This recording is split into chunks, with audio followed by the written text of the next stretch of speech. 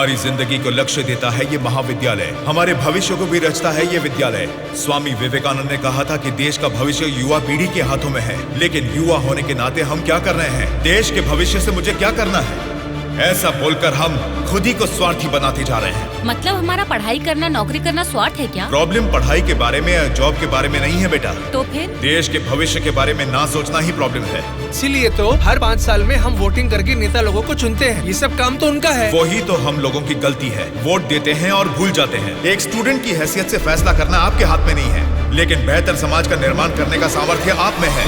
उन लोगों को खड़ा करके पूछने का हक भी आपको है। जब आप लोग ऐसा करेंगे तब स्वामी विवेकानंद की बात सच होगी कि देश का भविष्य युवाओं के हाथों में है। जाल खरीदने के लिए पैसे देंगे, नाव खरीदने के लिए लोन देंगे।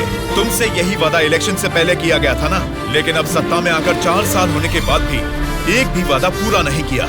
इसको आप कब तक सहेंगे और कितने दिन भुगतेंगे? इन एमएलएस को जीतने दीजिए और सवाल कीजिए।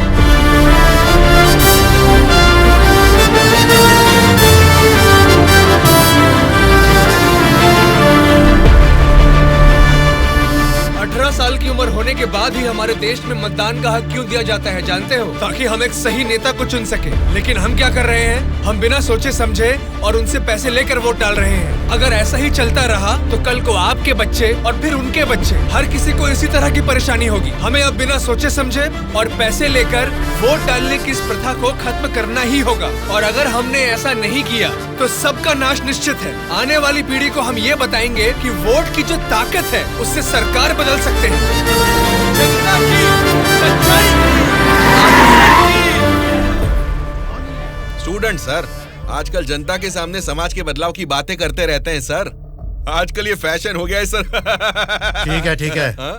उसके भाषण की वजह से अपनी इमेज डैमेज नहीं होनी चाहिए। सर, हमें उनकी परवाह नहीं करनी चाहिए। वो लोग कुछ प्रॉब्लम नहीं करेंगे सर। अपने किसी आदमी को बोलो इन पर जरा नजर बनाए रखे। Okay sir. दिल्ली से आते ही इनके बारे में कुछ करेंगे। क्या बताऊं बेटा, इस गांव की समस्या वैसे की वैसी ही है। हमारी समस्याओं को सुनने के लिए कोई वार्ड मेंबर नहीं आता है। सरपंच को तो देखा ही नहीं, कॉर्पोरेटर काम नहीं करता, और एमएलए के लिए क्या बताऊं, 4 साल पहले हमने उनको जिताया, वो तो ऐसे गायब हुए जैसे गधे के सर से सिंह। उनसे मिलने जाओ तो लात मार के भगा देते हैं।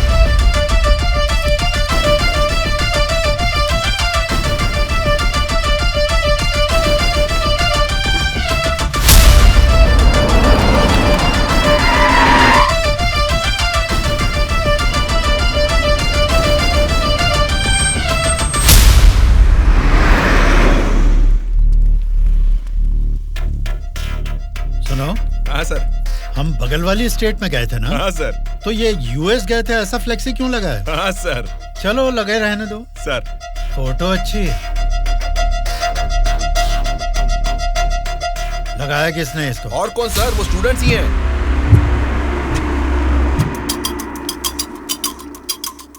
इन पोस्टर्स को देखकर वो एमएलए पक्का रिएक्ट करेगा। रिएक्ट तो करेगा, पर कैसे रिएक्ट करेगा वो पता नहीं चल रहा। जैसा भी रिएक्ट करें, कोई भी प्रॉब्लम आने दो, हम सबका सामना कर लेंगे साथ में। जैसा आपने सोचा वैसा नहीं होगा। शक्ल से तो पढ़े लिखे लगते हैं, पढ़ाई की है तो नौकरी, अच्छी नौकरी कर लेते। ऐसे पेस्ट लगा के पोस्टर लगाने की गंदी हरकतें क्यों कर रहे हैं आप लोग? ये पॉलिटिक्स के चक्कर में क्यों फंस रहे हैं? ये एक दलदल है, एक बार इसमें उतर गए ना तो फिर इससे बाहर नहीं निकल पाओगे। समझ गए ना? मतलब आपके नजर में वोटर की कोई वैल्यू नहीं? अरे बहुत सही कहा आपने। आपकी नजर में वोटर की बड़ी कीमत है, लेकिन हमें वोट की कीमत पता है। यही फर्क है आपकी और हमारी सोच में। एक बार वोट मिल गया ना, फिर वोटर को कौन पूछता है? 5 साल के लिए हम ही राजा, हम ही मंत्री। मतलब आपसे सवाल करने वाला कोई नहीं है क्या? अब तुम ही बताओ, जो लोग पैसा लेकर वोट डालते हैं उनको सवाल पूछने का अधिकार है? अभी जो भी हो रहा है वो इलेक्शन नहीं है, कलेक्शन है। हम वोट कलेक्ट करेंगे, वो पैसे कलेक्ट करेंगे। एक एक वोट का 5,000, 1.5 लाख वोट हैं, मतलब 75 करोड़। उसके साथ दारू, बिरयानी, नाच गाना, पोस्टर, पब्लिसिटी, इनके अलावा हमारे नेता को मिलने वाले गिफ्ट्स। बाप रे, तकरीबन 150 से 200 करोड़ खर्च होता है। अब इस खर्चे को प्रॉफिट में बदलना है, 200 करोड़ का 1000 करोड़ बनाना है। ये सब करने में ही 5 साल निकल जाएंगे। फिर जनता की सेवा करने का टाइम कहाँ रहेगा? वैसे वोट बेचने वाले की हम सेवा क्यों करें? उसको पूछने का हक नहीं है, क्योंकि उसने तो अपना वोट बेच दिया है। इसलिए मैं तुम लोगों को आखिरी बार बोल रहा हूँ, सड़क छाप गुंडागर्दी से जिंदगी शुरू की थी, अब स्टेट मिनिस्टर हूँ। मुझे फिर से गुंडा बनने पर मजबूर मत करो। इलेक्शन नजदीक आ रहे हैं। पिछली बार वोट के लिए 5,000 मांगे थे, इस बार 10,000 मांगेंगे। हमें इसके लिए तैयार रहना है। यहाँ वोट के लिए ही नहीं, सीट के लिए भी पैसे देने हैं। पार्टी हाईकमांड मेरी परवाह नहीं करेगी तो मुझे बहुत दिक्कत हो जाएगी। मेरे रास्ते से हट जाइए। इसके बावजूद भी अगर किसी ने रोका तो तुम सबकी डेट ऑफ बर्थ तो अलग अलग है, लेकिन डेट ऑफ डेथ एक हो जाएगी, याद रखना। चलता हूँ। डार्लिंग, डार्लिंग, सब अच्छा ही हुआ है। टी स्टेट का एडवांस दे दिया है। अगले महीने इलेक्शन है, उसके बाद रजिस्ट्री होगी। ऊटी टी स्टेट की तुम ही मालकिन हो। तुम्हारा सर देखो। आपकी नजर में वोटर की बड़ी कीमत है, लेकिन हमें वोट की कीमत पता है। एक बार वोट मिल गया ना, फिर वोटर को कौन पूछता है। 5 साल के लिए हम ही राजा, हम ही मंत्री। आज की ब्रेकिंग न्यूज, हम आपके सामने एमएलए कल्याण प्रसाद जी की बेईमानी का खुलासा करने वाले हैं। टीवी देखिए सर। जो लोग पैसा लेकर वोट डालते हैं उनको सवाल पूछने का अधिकार है। अभी जो भी हो रहा है वो इलेक्शन नहीं है, कलेक्शन है। तो तुम सबकी डेट ऑफ बर्थ तो अलग अलग है, लेकिन डेट ऑफ डेथ एक हो जाएगी, याद रखना।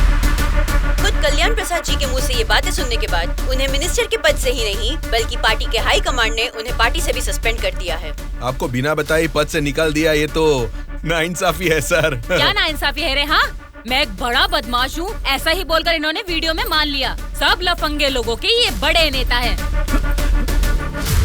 लो खाओ, सब ठूसो। और काम भी क्या है? खाना और सोते रहना। और बचा ही क्या है?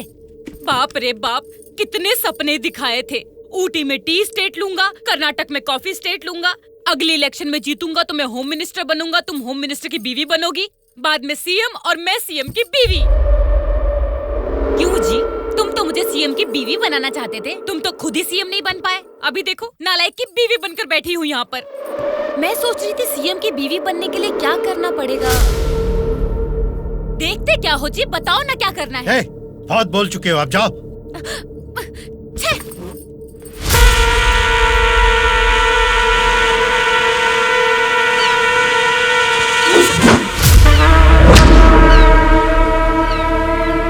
अरे क्या कर रहा है? निकाल उसे। माफ कीजिए सर, अपने लोग हैं, मछली पकड़ना सीख रहे हैं, गलती से आपके ऊपर गिर गया। आप जाइए सर।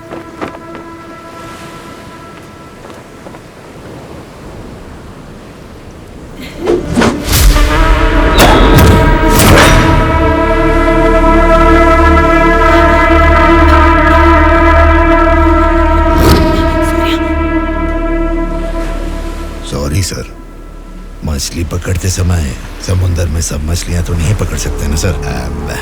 हमारे हाथ में आई हुई मछली पकड़ेंगे, गलत मत समझिए। अब जाइए।